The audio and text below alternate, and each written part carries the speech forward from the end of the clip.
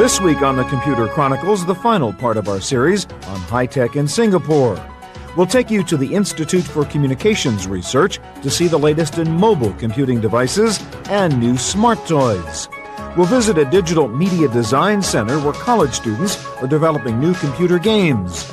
This is the Philips Innovation Campus in Singapore, where they're designing the new recordable DVD decks and a new generation internet radio. We'll show you how one Singapore startup scored big with a new media entertainment series for children. And we'll visit Creative Technology to show you their hottest new product, Prodikeys. The conclusion of our series on high-tech in Singapore, coming up next on the Computer Chronicles. Computer Chronicles is brought to you by the Oracle Small Business Suite, one completely integrated application that helps make it easier to run your business, including accounting, sales and service, your web presence, and more. Additional funding is provided by PC to PC, the online migration service from PC First, moving files, applications, and preferences from your old computer to your new one. For any country or region to become a world-class leader in technology, it needs world-class universities and research centers, an educational system that can produce the people talent, which is the key requirement for any successful technology company. And that is all part of the plan for the high-tech future here in Singapore. One of the many new educational research centers here in Singapore is the Institute for Communications Research, ICR. This institute specializes in cutting-edge research on optical technology, second-generation internet, and wireless devices. This is the Delphi Pad, designed as a portable computer, an electronic textbook, and a terminal for an internet telephony system using the new 3G technology. The Delphi Pad was developed in association with Ericsson. The Delphi Pad uses a new internet-based telephony standard called SIP, or Session Initiation Protocol, which lets you actually program the telephone, enabling it to do intelligent communications functions. This version of the Delphi Pad uses 802.11 network technology and Bluetooth, so it is totally wireless. The Institute is also working with RFID, radio frequency identification technology, that lets you embed electronic tags in objects without requiring a source of power. When we try to develop read from a distance of 3 meters, clearly the most important breakthrough that we needed was to be able to convert the RF energy that is transmitted from the reader into power to power the tag from a very large distance. So we developed a very, very efficient technique to convert RF energy into basically power. The other breakthrough here at the Institute for Communications Research was extending the range of existing RFID technology from a few inches to several meters. In our technology, we can detect the tag up to a range of 3 meters. We can read as well as write IDs on the tag at the same range. And we can do it all without a battery on board, which is something we don't think is easy to achieve. Yeah. The researchers here at ICR are working on several interesting applications for their new generation of RFID chips. This is a project to create so-called smart packaging, so that boxes you might find on a store shelf know what they are and can register themselves on an inventory database. Even the security controls on this conveyor belt system are based on RFID. A chip inside the operator's watch identifies him and authorizes him to operate the system. There are also fun applications for RFID technology. This is a smart playset for children. Each small animal doll has an RFID chip embedded in it that the big toy can read. It can then make the appropriate sound of the animal and tell the child what kind of animal it is. This is a duck. The researchers here are also working on next-generation cell phone technology trying to perfect the new 3G standard. The 3G technology is, although there is a world standard, is far from completely developed for commercial deployment. I think you must have read that there are still many problems associated with handsets and so on. So we continue to try and develop new algorithms for the handsets. We try to develop new techniques, new ways to reduce the power consumption, to perhaps make the terminal smaller, cheaper, and so on. One of the 3G projects involves something called the smart antenna that can increase speed and bandwidth, thus enabling improved data communications for handheld devices like cell phones and PDAs. The researchers are demonstrating a smart antenna which uses an array of individual antennas and uses intelligent signal processing to dynamically switch to exactly the right combination of antennas to optimize the signal quality. You can see the greatly reduced bit error rate in the top graph that shows the signal quality after switching to the smart antenna. The bottom graph shows the high bit error rate using a standard antenna. ICR is also working on the next generation Internet using technology called QoS, or Quality of Service. This is a smart packet switching system that can identify the kind of packet being sent over the network. It then prioritizes the packets based on the service package purchased by the user or the nature of the packets, for example, giving video packets a higher priority than data packets. In this demonstration, this web-based video conference using current Internet technology has a slow frame rate and chunky-looking pictures. After the QoS technology is inserted, you see a 4x improvement in speed and picture quality. Part of Singapore's emphasis on high-tech training includes developing the skills to be creative with technology. This is Nanyang Polytechnic, a school known for its program in digital media design. Students here are working on a variety of projects, many of which end up as commercial products.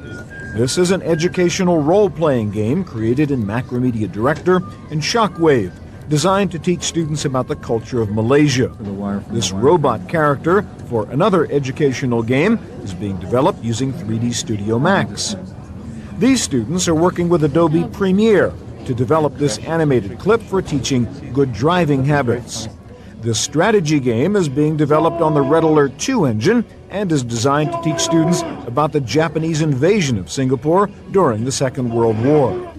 This first-person shooter uses the Half-Life engine and is about a terrorist attack on a Singapore power plant. It's being used to explain the need for military service and national self-defense. The students here are doing cutting-edge work, here using a programming language called WML to design a cell phone-based game called Orange Gum, which uses SMS messages in a kind of interactive soap opera.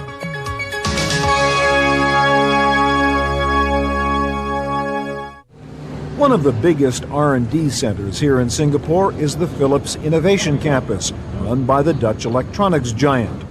They used to design and manufacture analog appliances here, but now they are working on the next generation of smart television sets and DVD devices.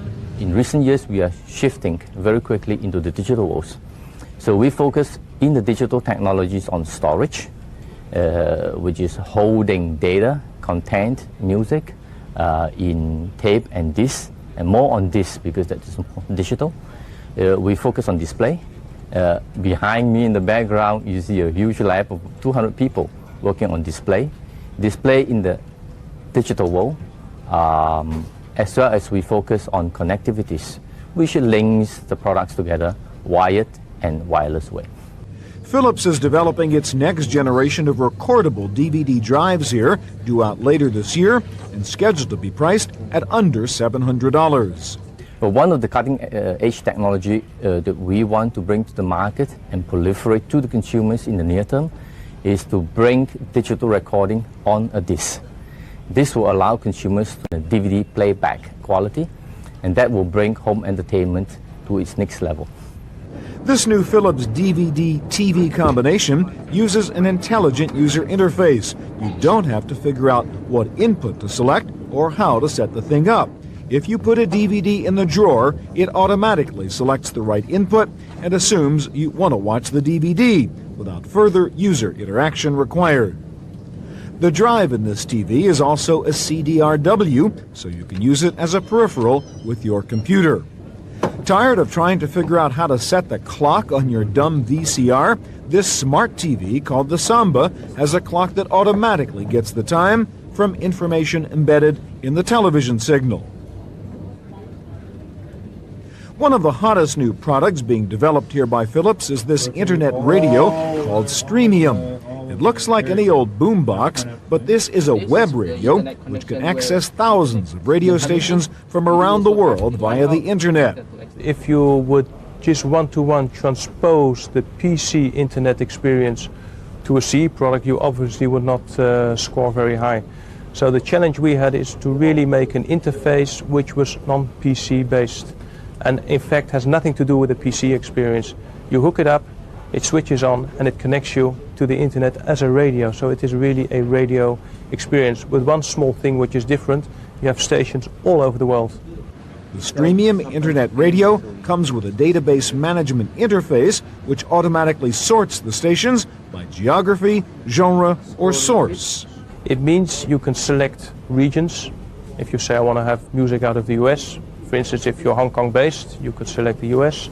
You could also select a genre, which means if you're interested in jazz or rock or pop, you can select that genre, which will narrow you down to a certain number of stations, still thousands. Now the next thing is you would take the top of the pile and you would listen to it. If that's an interesting one, you would store that under a preset, just like you would do with a normal radio.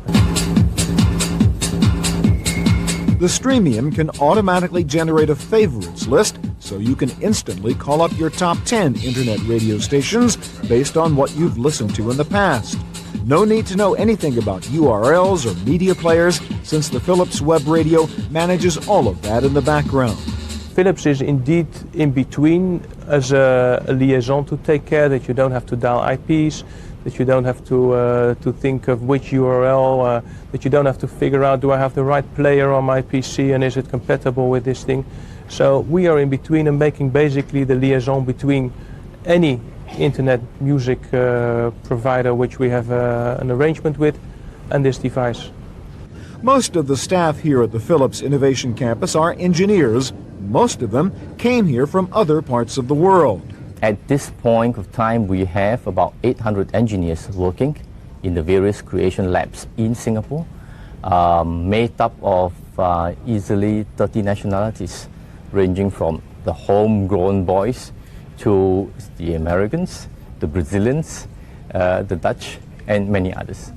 Despite Singapore's small size and distance from Europe and the United States, they apparently don't have a problem here recruiting engineering talent. Comparatively, it's easy. There are several factors driving this ease in bringing talents. One is a society which is very multinational.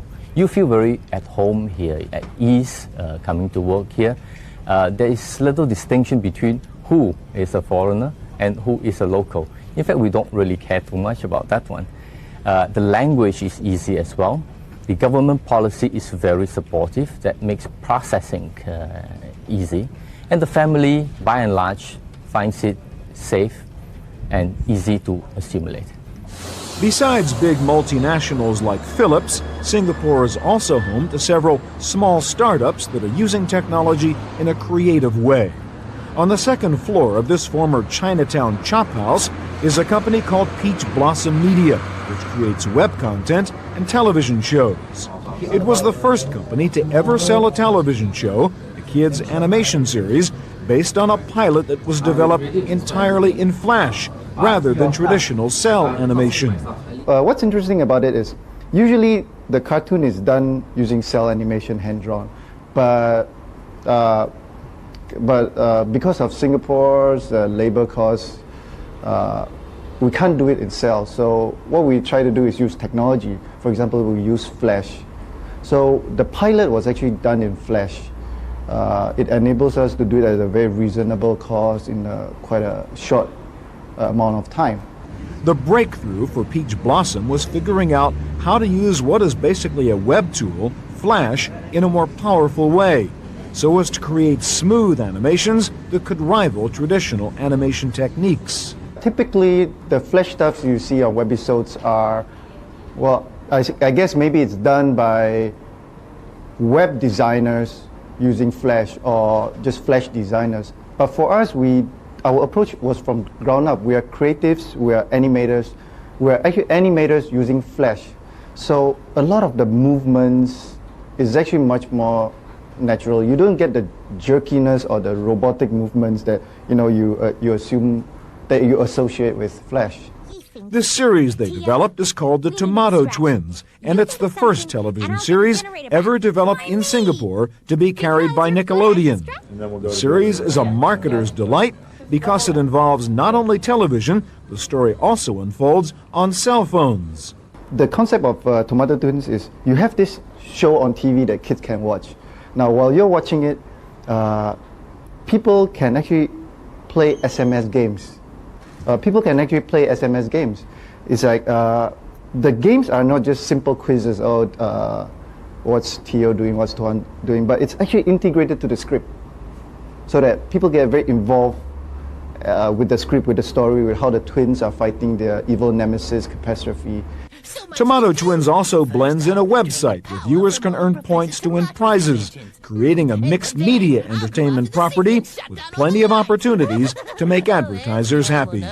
The more points you win, you collect all these things called tomato gems, which are points. You get 1,000 points, 2,000 points. You collect all those, then you go online to the Tomato Twins website, and you play this thing called Tomato Battle, where you team up with another kid from anywhere else. You become a twin, and you guys fight the bad guys. So it's like a whole ecosystem thing.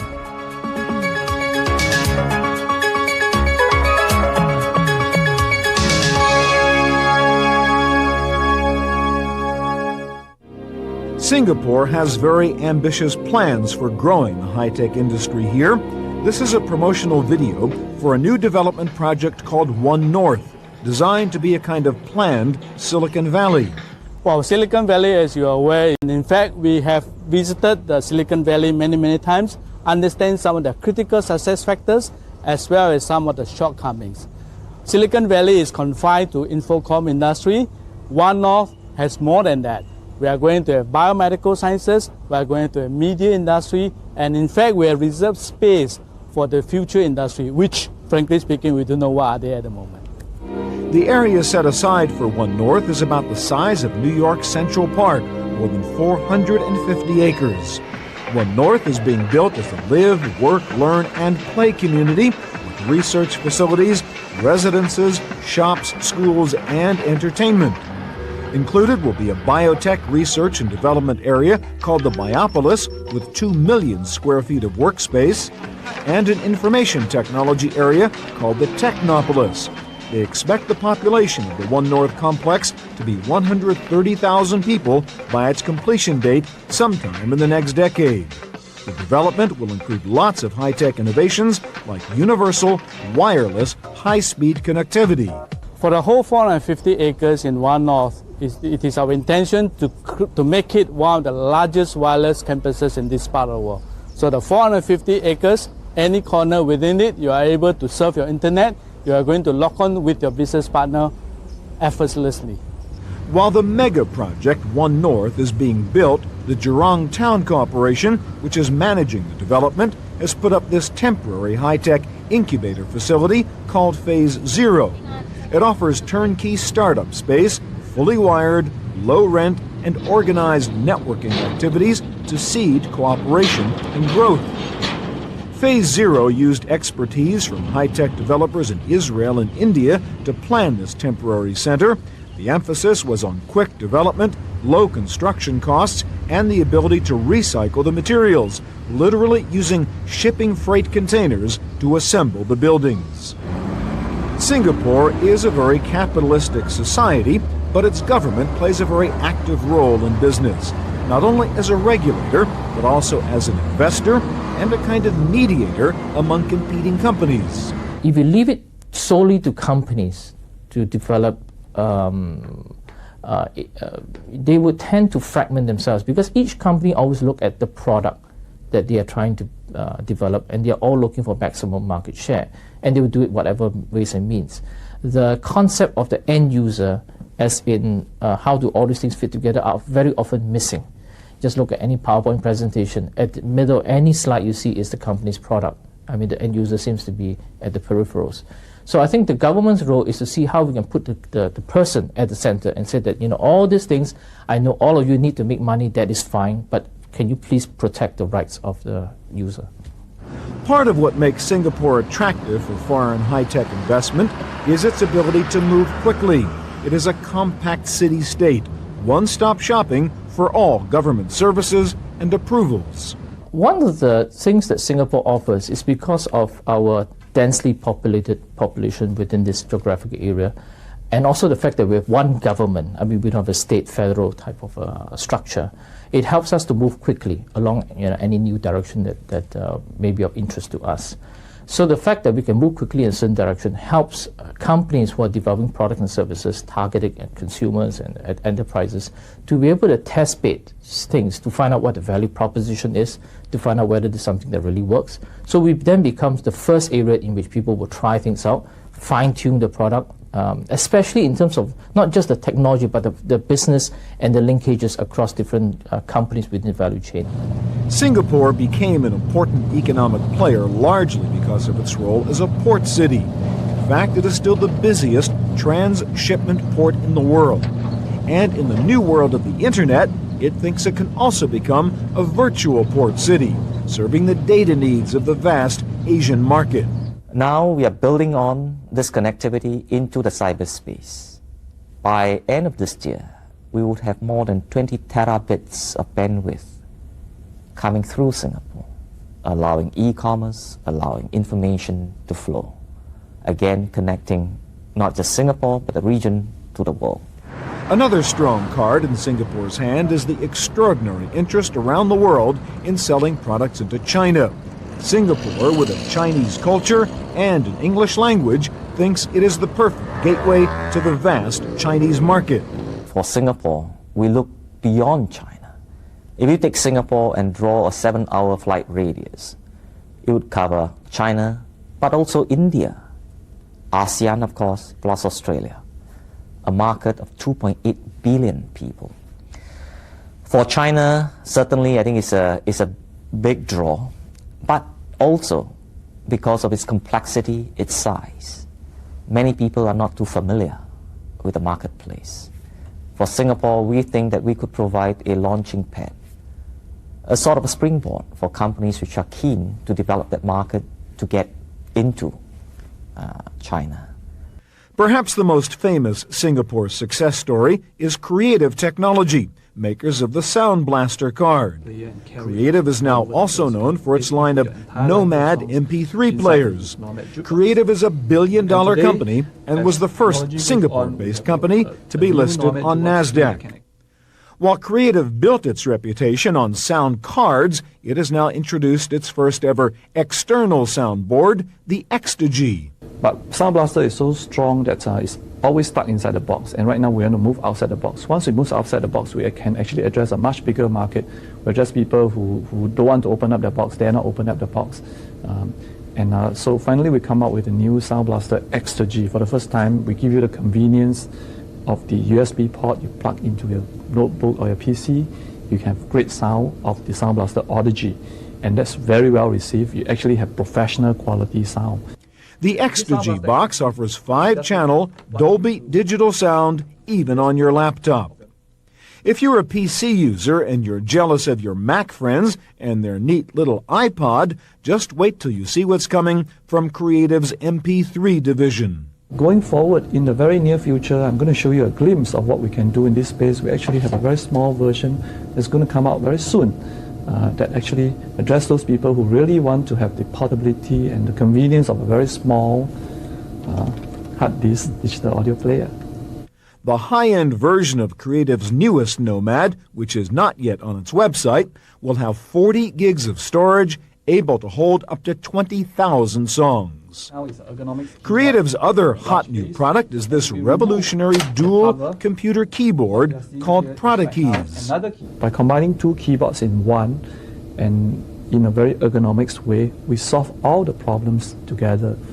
And you can use it as a regular keyboard, you take off the cover, you can use it as a piano-like keyboard, but not having all the bells and whistles of a full piano or digital organs. You can actually play one hand when the computer actually do the auto accompaniment for you, or do all kinds of great accompaniment under your control. You can start in a very basic mode where you have zero knowledge and you can learn to play in a few seconds, and all the way to computer music courses, and all the way to compose your own music. The ProdaKeys software actually turns your PC into an interactive music processor. This dual keyboard becomes such a powerful musical instrument that you actually, for example, you can listen to CD music, OCD music, then you can add effects on the music keyboards. You can add whatever things you want and re-record it as an MP3 file and send it to your friends and say, hey, this is my actually new composition on these old songs that I like. The new ProdaKeys not only saves space, but also provides totally new functionality in a MIDI-style keyboard. By combining two keyboards in one, actually the form factor is a huge advantage because it does not occupy a big desk space, which is always short of, no matter what you do in a computer, you need more space, and space is always a problem. So by compressing the two together, you have the advantage. And at the same time, we are leveraging on the computer keyboard to provide the extra functions that normally a normal organ would not have. And therefore, suddenly, this dual keyboard becomes such a powerful musical instrument. ProdaKeys is due out later this year for an estimated price of under $100. That's it for our look at high-tech in Singapore. For the Computer Chronicles, I'm Stewart Cheifet. Computer Chronicles is brought to you by the Oracle Small Business Suite, one completely integrated application that helps make it easier to run your business, including accounting, sales and service, your web presence, and more. Additional funding is provided by PC to PC, the online migration service from PC First, moving files, applications, and preferences from your old computer to your new one.